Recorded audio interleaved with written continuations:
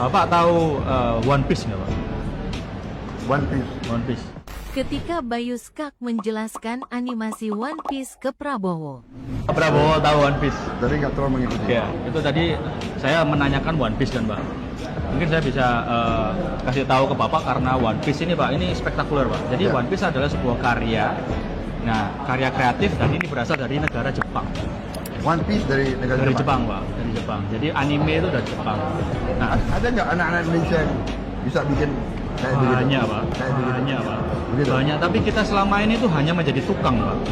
Tukang dalam artian sumber daya manusia kita banyak, tapi kita tidak bisa membuat IP-nya sendiri, intellectual property-nya sendiri, sehingga kita hanya menjadi tukang, Pak. Mungkin di obrolan kali ini saya tuh ingin memberitahu Bapak bahwa Jepang itu punya strategi budaya yang sangatlah fantastis. Tadi kan saya juga bertanya ke jenengan kalau misalnya di dalam Kementerian Pertahanan itu kan apakah kita hanya bertahan, Pak? Kan kita offense juga bisa, Pak, ya? Kita offense Hah?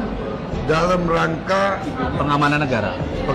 dalam rangka pertahanan. Oke, dalam rangka pertahanan. Jadi kita wawasan kita tidak mau mencaplok negara lain. Ya.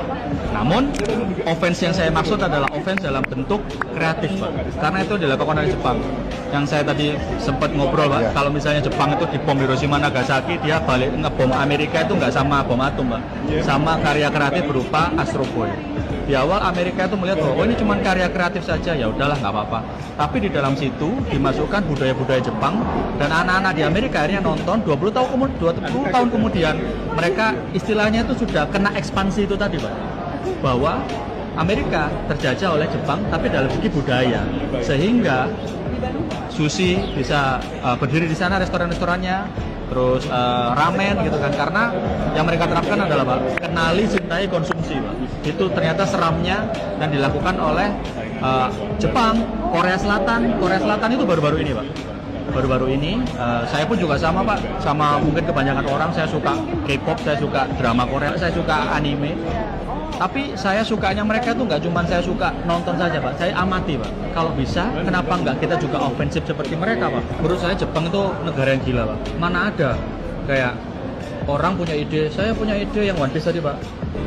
Apa namanya? Saya punya ide ada bajak laut, dia punya kekuatan super kayak bisa molor gitu. Ya. Kalau di sekarang kita di sini kayak danain saya, masuk PNS aja dulu. Gitu. Tapi kalau di sana didanai beneran, Pak.